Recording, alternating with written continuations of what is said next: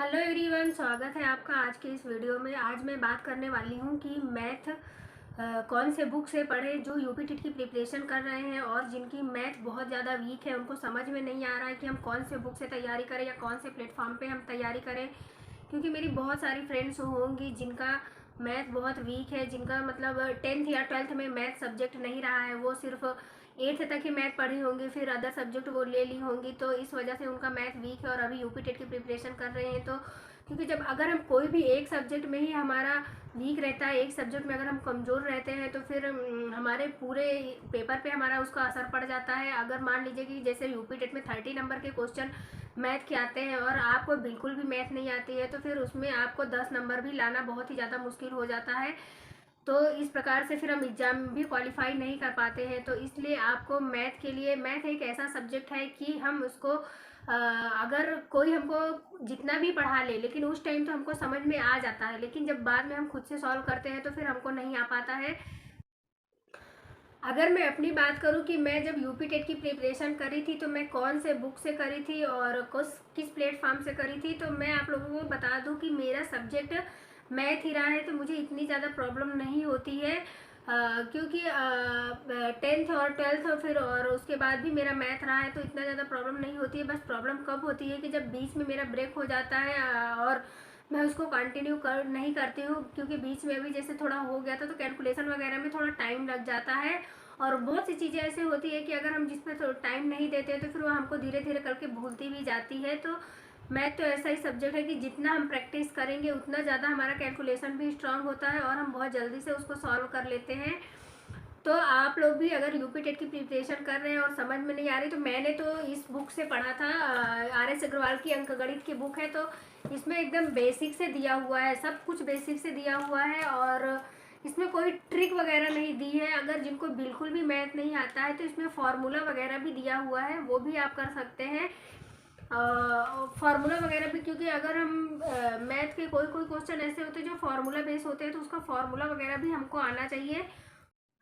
यह RS अग्रवाल की अंक गणित की बुक है और एस चांद की है। एस चांद डॉक्टर RS अग्रवाल की है। तो इसमें शुरू से जैसे नंबर सिस्टम हो गया, LCM HCF हो गया, एवरेज हो गया, क्योंकि ये तो बेसिक होते हैं मैथ के लिए। नंबर सिस्टम, LCM HCF और एवरेज, परसेंटेज, ये सब तो बेसिक होते हैं। अगर कोई भी आप कंपटीशन एग्जाम की तैयारी कर रहे हैं या यूपी टेट की तैयारी कर रहे हैं या तो फिर आगे चल के आपको सुपर टेट भी देना है, तो ये बेसिक चैप्टर इसमें से तो क्वेश्चन आना ही आना है, क्योंकि यहीं से तो मैथ की शुरुआत ही होती है। तो ये सारे जो जितने भी बेसिक, कम से कम इसमें 200 से 300 एक चैप्टर में क्वेश्चन दिए हुए हैं। फिर उसमें ए बी करके डिवाइड भी किया गया है। जैसे जो थोड़ा इजी इजी है उसको ए पार्ट में रख दिया, फिर उसके बाद थोड़ा टफ लेवल का बी पार्ट में रख दिया गया है। तो आप इस बुक को ले सकते हैं और अच्छी बुक है। अगर आपको वैसे तो मेरे पास ये पुरानी बुक हो गई है अभी। मैं तो अपनी प्रिपरेशन इसी बुक से करी थी और कुछ प्रीवियस ईयर क्वेश्चन भी सॉल्व करी थी, तो उसमें मेरे 30 में से 28 नंबर आ गए थे मैथ में। और अगर इसी प्रकार हमारा अदर सब्जेक्ट में भी मान लीजिए 25 26 करके नंबर आ जाते हैं, तो हम बहुत अच्छा स्कोर यूपी टेट में कर लेते हैं।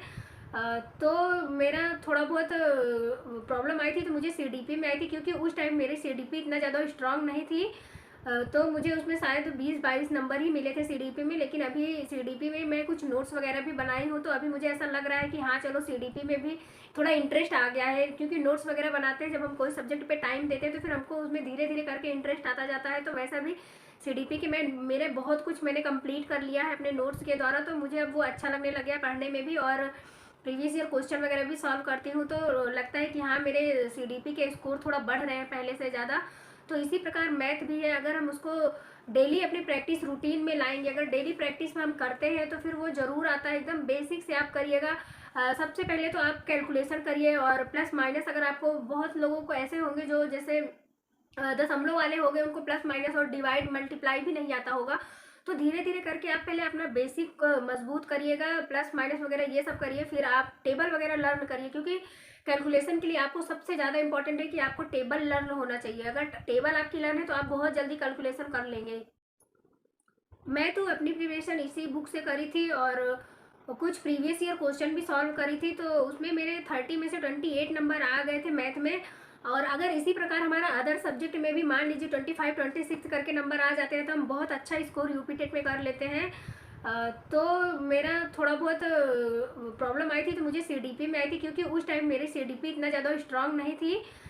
तो मुझे उसमें शायद 20-22 नंबर ही मिले थे सीडीपी में। लेकिन अभी सीडीपी में मैं कुछ नोट्स वगैरह भी बनाई हूँ, तो अभी मुझे ऐसा लग रहा है कि हाँ चलो सीडीपी में भी थोड़ा इंटरेस्ट आ गया है, क्योंकि नोट्स वगैरह बनाते हैं जब हम कोई सब्जेक्ट पे टाइम देते हैं तो फिर हमको उसमें धीरे धीरे करके इंटरेस्ट आता जाता है। तो वैसा भी सीडीपी के मेरे बहुत कुछ मैंने कंप्लीट कर लिया है अपने नोट्स के द्वारा, तो मुझे अब वो अच्छा लगने लग गया पढ़ने में भी, और प्रीवियस ईयर क्वेश्चन वगैरह भी सॉल्व करती हूँ, तो लगता है कि हाँ मेरे सीडीपी के स्कोर थोड़ा बढ़ रहे हैं पहले से ज़्यादा।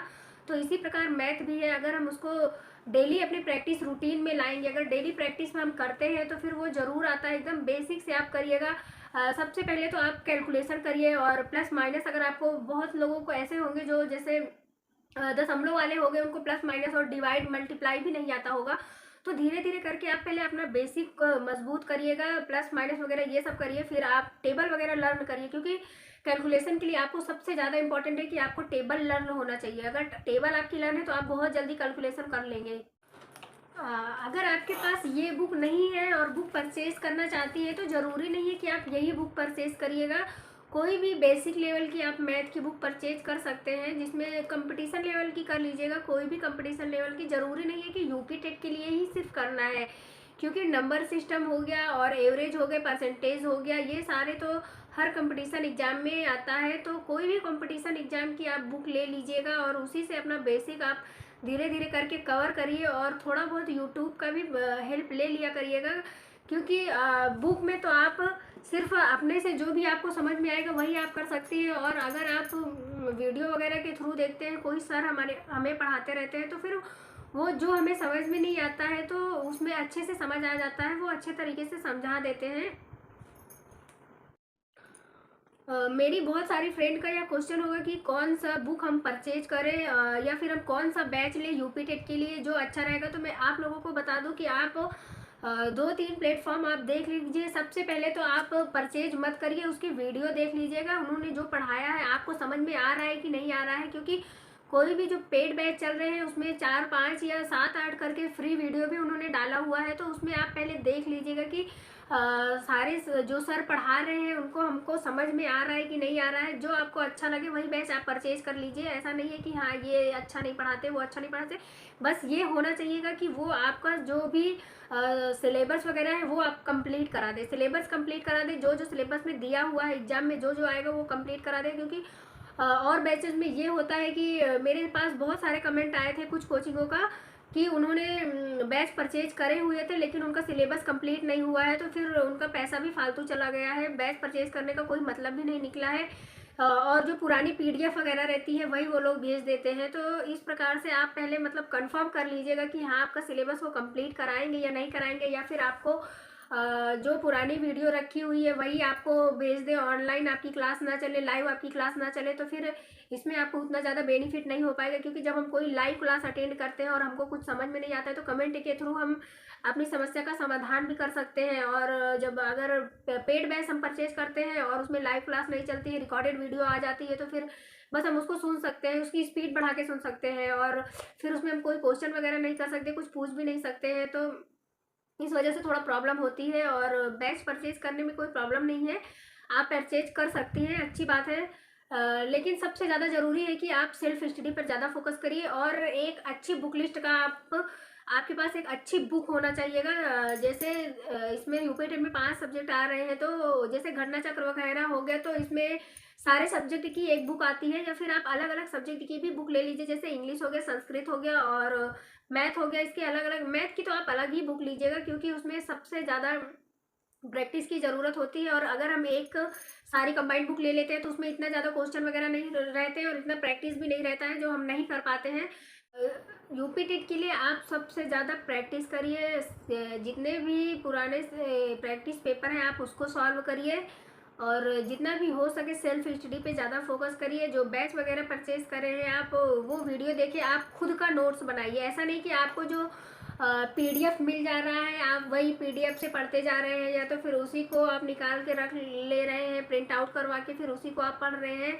थोड़ा बहुत आप अपने से भी नोट्स बनाएंगे तो फिर ज़्यादा अच्छा रहेगा, क्योंकि जो अपने से हम खुद से नोट्स बनाए हुए रहते हैं वो हमारी माइंड में यह सेट होता है कि हाँ इसको मैंने यहाँ पे लिखा हुआ है। एग्जाम टाइम में ऐसा एक टाइम आ जाता है कि हम जो नोट्स बनाए हुए रहते हैं उसी को हम सिर्फ रिवाइज कर ले तो ज़्यादा अच्छा रहता है। तो इसलिए जो भी पीडीएफ वगैरह आपको मिलती है तो उसको आप एक नोट ज़रूर बनाइएगा, उसको नोट करते जाइएगा एक कॉपी में, तो ज़्यादा अच्छा रहेगा। वीडियो में कमेंट के माध्यम से आप लोग यह ज़रूर बताइएगा कि आप लोग यूपी टेट के लिए अभी बैच परचेज करे हैं कि नहीं करे हैं। और आप लोग यूपी टेट तो वैसे अब सभी लोगों को दोनों एग्ज़ाम ही देना है, अपर और प्राइमरी दोनों। तो आप लोगों ने बैच परचेज किया या फिर सेल्फ स्टडी से कर रहे हैं, और कौन से प्लेटफॉर्म से अगर बैच परचेज करें तो कौन से प्लेटफॉर्म से करें हैं, और उसमें अच्छी क्लासेस चल रही है कि नहीं चल रही है। क्योंकि अभी तो मैंने बैच परचेज नहीं किया है, लेकिन जूनियर लेवल के लिए मैं सोच रही हूँ बैच परचेज करने के लिए, क्योंकि मेरा मैथ सब्जेक्ट है और फिर साइंस है तो उसमें थोड़ा प्रॉब्लम हो रही है मुझे। तो मैं सोच रही हूँ कि बैच परचेज कर लूँ। तो आप लोग कमेंट के माध्यम से मुझे ज़रूर बताइएगा कि कौन सा बैच आप परचेज किए हैं। चैनल पे नए हैं और वीडियो को पहली बार देख रहे हैं तो प्लीज़ चैनल को लाइक शेयर एंड सब्सक्राइब जरूर कर दीजिएगा। जो भी लोग यूपी टेट की प्रिपरेशन कर रहे हैं प्राइमरी या जूनियर लेवल की, तो वीडियो में आप लोग ज़रूर बने रहिएगा। मैं ऐसे ही आप लोगों को मोटिवेट करती रहूँगी। और यूपी टेट को लेकर जो भी आपके मन में क्वेश्चन है, जो भी आपके मन में सवाल है, तो कमेंट के माध्यम से आप लोग ज़रूर बताइएगा। तो नेक्स्ट वीडियो में मैं उस पर आप लोगों से बात करूँगी। और आप लोग ज़रूर बताइएगा मुझे कौन से बैच परचेज किए हैं। मिलते हैं नेक्स्ट वीडियो में। Thank you.